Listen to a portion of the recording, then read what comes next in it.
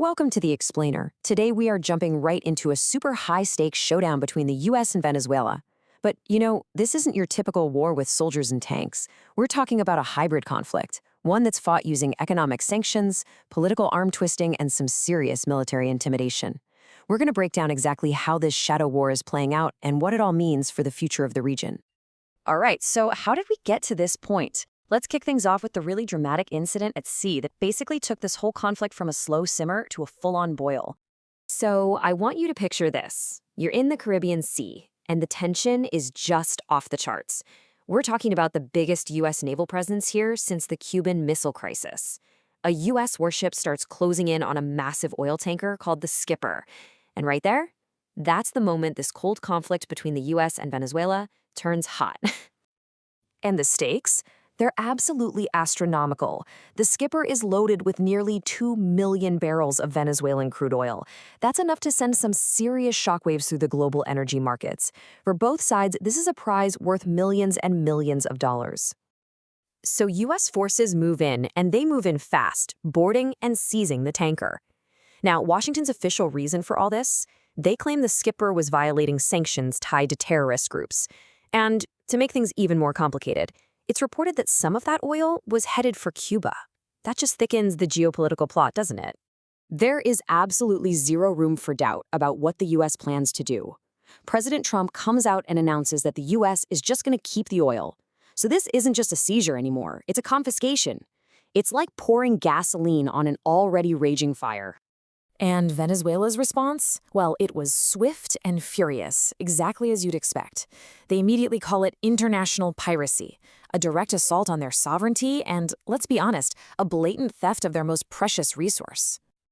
But look, this seizure did not just happen in a vacuum. It didn't come out of nowhere. As you can see from this timeline, it's really the climax of a super rapid escalation, which even includes U.S. airstrikes that killed over 80 people. This is just the latest, and you could say boldest, move in a very high-stakes pressure campaign. So, what are we really looking at here? Was this an act of international piracy, or a totally justified seizure? Well, to really understand the answer, you've got to look past this one ship, and right into the heart of the political storm that's been brewing between these two countries for years. Believe me, this is about way more than just one tanker. Okay, so the real root of all this tension? It goes back to the disputed 2024 Venezuelan presidential election. The U.S. has flat-out refused to recognize Nicolás Maduro's victory, saying there was fraud and throwing its support behind the opposition candidate. Venezuela, on the other hand, accuses the U.S. of interfering and using sanctions to try and force regime change. As you can see, these are two positions that just cannot be reconciled. And this is where we get to the key idea that really helps make sense of it all. What we're watching unfold is a textbook example of a hybrid conflict. It's not a traditional war, but it's a struggle fought on multiple fronts, using pretty much every tool available short of a full-scale ground invasion. And if you want to see the real weapons of this conflict, well, look no further. We are not talking about bombs and bullets. We're talking about economic warfare. The U.S. has slapped crippling sanctions on Venezuela's oil industry, seized its assets overseas, and targeted key government officials. The end goal here is to basically strangle the Maduro government financially. But here's the thing. The pressure on Venezuela isn't just economic. Not by a long shot.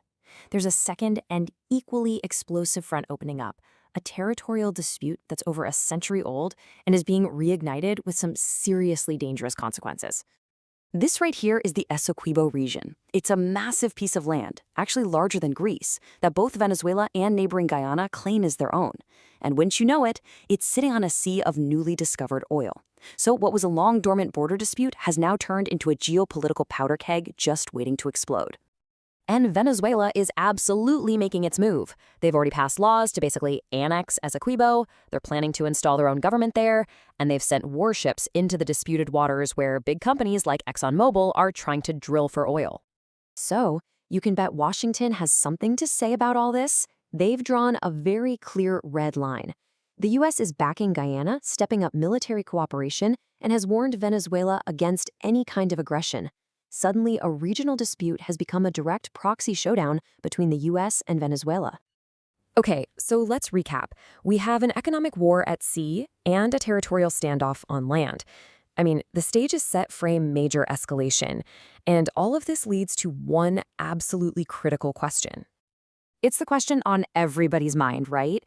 But the reality of modern conflict means the answer just isn't a simple yes or no. It really, truly depends on how you define the word war. Let's just break it down with this table. Is there a formal declaration of war? No. Is there a large-scale ground invasion? Nope. But just look at that yes column. Economic warfare, a major military deployment, lethal strikes, seizure of assets. It has all the ingredients of a war, just without the official name. And so we are left with this geopolitical chess match that's sitting on a knife's edge. The US is squeezing Venezuela economically, and at the same time, Venezuela is pushing its territorial claims. One wrong move, one tiny miscalculation from either side could ignite a full-blown regional war. So the question really isn't if this hybrid conflict will escalate, but how and where. Will it be a naval clash in the Caribbean, or is it going to be a ground conflict over Essequibo? That is the question that's going to decide the future of this incredibly volatile region.